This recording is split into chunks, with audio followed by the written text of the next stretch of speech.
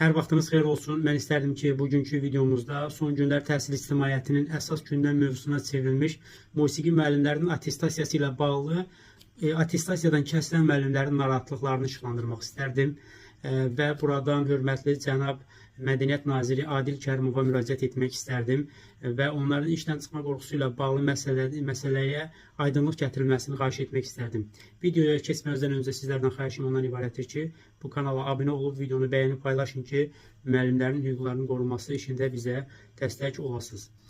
Deməli, təxminən bir neçə ay bundan öncə Mədəniyyət Nazirinin müşaviri, hörmətli Cəsarət müəllim efirlərin birində çıxışı zamanı qeyd etmişdi ki, attestasiyanı təşkil etməkdə məqsəd müəllimlərin peşə bilik və bacarıqlarını, yəni musiqi sahəsində çalışan müəllimlərin bilik və bacarıqlarını qiymətləndirməkdir. Əsas məqsəd onların peşə yararlılıqlarını qiymətləndirməkdir. Burada söhbət işdən çıxarmaqdan getmir. Amma bizdə olan məlumatlara görə qeyri-rəsmi məlumatlardır təbii ki, çünki qeyri-iş günləri olduğu üçün nazirliyin açıqlaması yoxdur və elə buradan hörmətli cənab nazir Adil müəllimə müraciət etmək istəyirəm ki, bu məsələ ilə bağlı dəqiq rəsmi açıqlama verilsin və müəllimlərin narahatlıqları sona çatsın. Çünki müəllimlər narahatdırlar.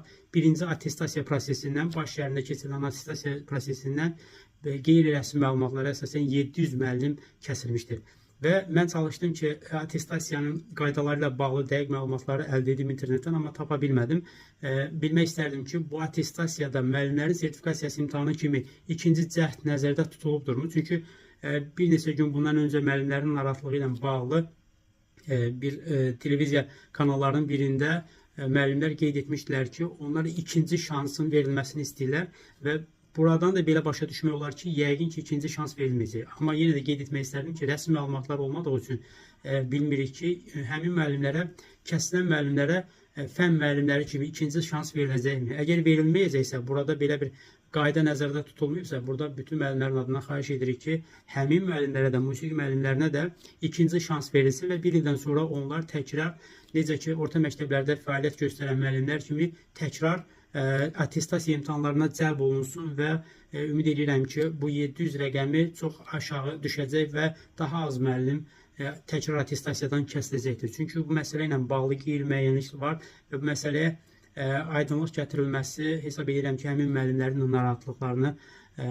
narahatlıqlarının qarşısını alır. Çünki müəllimlər həqiqətən çox narahatlar, sosial şəbəkələrdə bizə müraciət edirlər, zəng vururlar və qorxurlar ki, elə birinci attestasiyanın nəticəsində onlar işlərindən uzaqlaşdırılacaqlar. Hesab edirəm ki, bu doğru qərar olmaz. Çünki biz müəllimlərimizə şans verməliyik və onların